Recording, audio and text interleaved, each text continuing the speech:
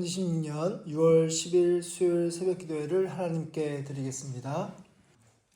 하나님의 말씀은 신약성경 고린도전서 6장 12절부터 20절까지 말씀입니다. 신약성경 269면 고린도전서 6장 12절부터 20절까지 말씀 한 절씩 교독하겠습니다. 모든 것이 내게 가하나 다 유익한 것이 아니요 모든 것이 내게 가하나 내가 무엇에든지 얽매이지 아니하니라. 배를 위하여 있고 배는 음식을 위하여 있으나 하나님은 이것저것을 다 패하시리라. 몸은 음란을 위하여 있지 않고 오직 주를 위하여 있으며 주는 몸을 위하여 계시느니라. 하나님이 주를 다시 살리셨고 또한 그의 권능으로 우리를 다시 살리시리라. 몸이 그리스도의 지체인 줄을 알지 못하느냐? 내가 그리스도의 지체를 가지고 창녀의 지체를 만들겠느냐? 결코 그럴 수 없느니라. 창녀와 합하는 자는 그와 한 몸인 줄을 알지 못하느냐? 일렀을 때 둘이 한 육체가 된다 하셨나니 합하는 자는 한 영이니라. 음행을 피하라. 사람이 범하는 죄마다 몸 밖에 있거니와 음행하는 자는 자기 몸의 죄를 범하느니라. 너희가 하나님께로부터 받은 바 너희 가운데 계신 성령의 전인 줄을 알지 못하느냐? 너희는 너희 자신의 것이 아니라 함께 읽겠습니다. 값으로 산 것이 되었으니 그런즉 너희 몸으로 하나님께 영광을 돌리라. 아멘. 오늘 말씀에서 사도 바울은 우리에게 모든 것이 가능하지만 하나님을 위한다는 조건 하에서 자유해야 함을 말씀하고 있습니다. 13절 말씀에서 음식은 배를 위하여 있고 배는 음식을 위하여 있지 않고 오직 주를 위하여 있으며 주는 몸을 위하여 계시느니라. 사도 바울이 사람의 몸에 대하여 이야기하는 것은 고린도 교회 안에 우리의 영혼은 구원을 받았기 때문에 몸으로 무엇을 하든지 상관없다라고 생각하는 이들이 있었습니다. 오늘날 그리스도인들 중에서도 이와 비슷한 생각을 가진 사람들이 적지 않고 특히 우리가 구원파라고 말하는 이단이 여기에 속합니다. 예수 믿고 우리가 구원받았기 때문에 이후에 우리가 어떤 삶을 살아가든지 우리가 구원받을 수 있고 천국에 갈 수 있다라고 주장합니다. 바울은 이와 같은 사람들에게 먼저 우리에게는 모든 자유가 있음을 인정합니다. 예수 그리스도께서 십자가에 죽으심으로 우리의 과거, 현재 그리고 미래에까지 우리가 지을 그런 죄를 다 깨끗하게 하셨기 때문에 우리는 더 이상 죄책감을 갖지 않고 자유할 수 있습니다. 그렇다고 우리 마음대로 모든 것을 해도 된다라는 의미는 아닙니다. 예수님에 의하여 자유함을 받았음을 우리가 인정하는 사람들은, 진정으로 믿는 사람들은 그 은혜를 베푸신 하나님을 생각하여 이제 자신을 위해서 살아가지 않고 하나님을 위하게 됩니다. 14절의 말씀을 보시면 하나님이 주를 위해 주를 다시 살리셨고 라는 표현이 나옵니다.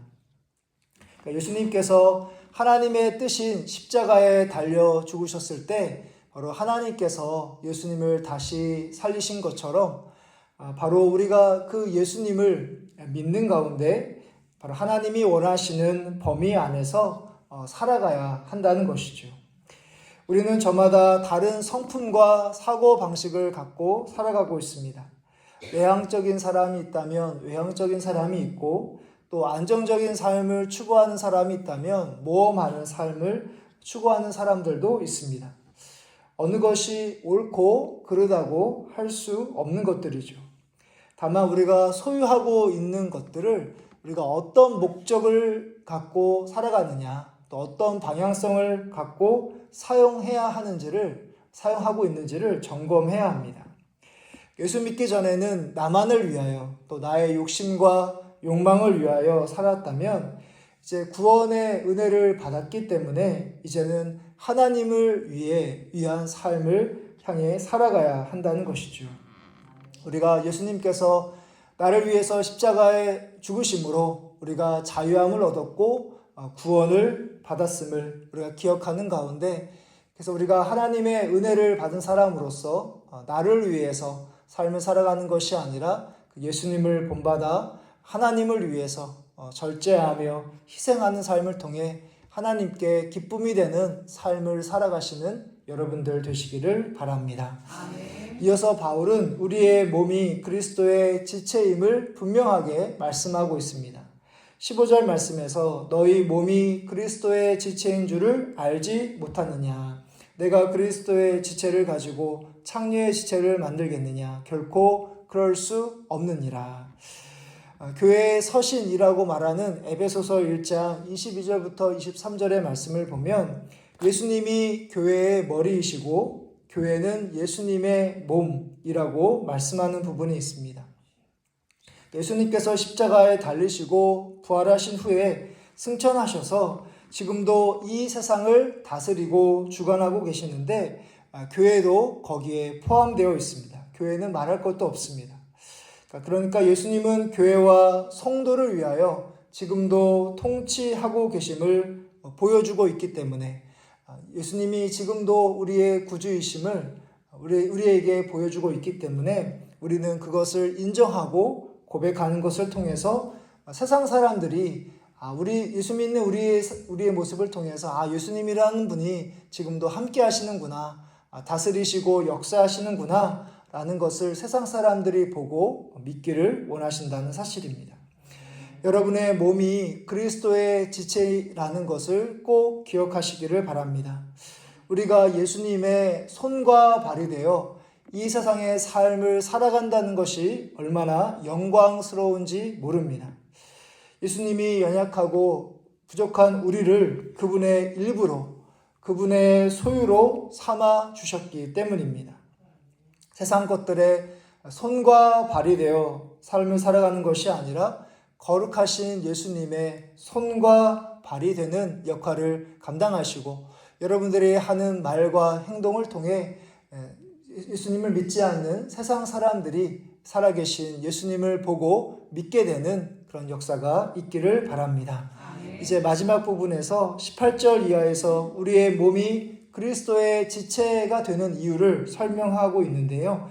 바로 십자가에서 예수님이 값을 치르심으로 하나님이 우리의 몸을 사셨기 때문입니다. 19절 후반절에서 20절의 말씀을 보면 너희는 너희 자신의 것이 아니라 값으로 산 것이 되었으니 그런즉 너희 몸으로 하나님께 영광을 돌리라.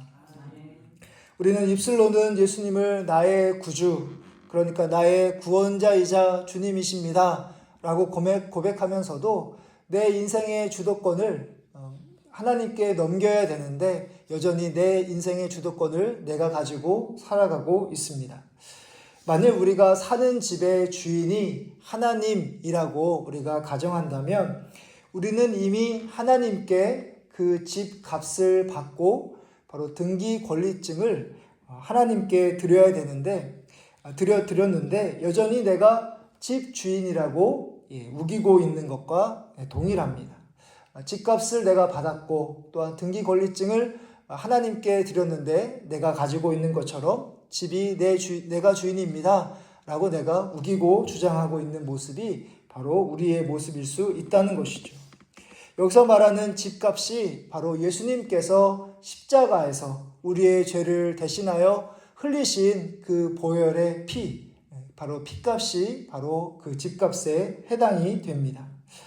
나의 영혼과 몸과 믿음과 소유 등 나의 모든 것이 내 것이 아니라 예수님께서 십자가에 죽으심으로 하나님의 것이 되었음을 고백하는 가운데 이제부터라도 나의 영광을 위하여 삶을 살아가는 것이 아니라 바로 나를 구원해 주시고 자유함을 주신 그 하나님을 위하여 하나님의 영광을 위하여 삶을 살아가시는 여러분들 되시기를 주님의 이름으로 축복합니다. 아멘.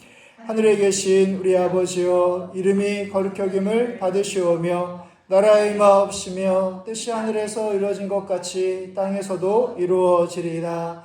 오늘날 우리에게 일용할 양식을 주시옵고 우리가 우리에게 죄 지은 자를 사하여 준 것 같이 우리 죄를 사하여 주시옵고 우리를 시험에 들게 하지 마시옵고 다만 악에서 구하시옵소서. 대개 나라와 권세와 영광이 아버지께 영원히 쌓옵나이다. 아멘.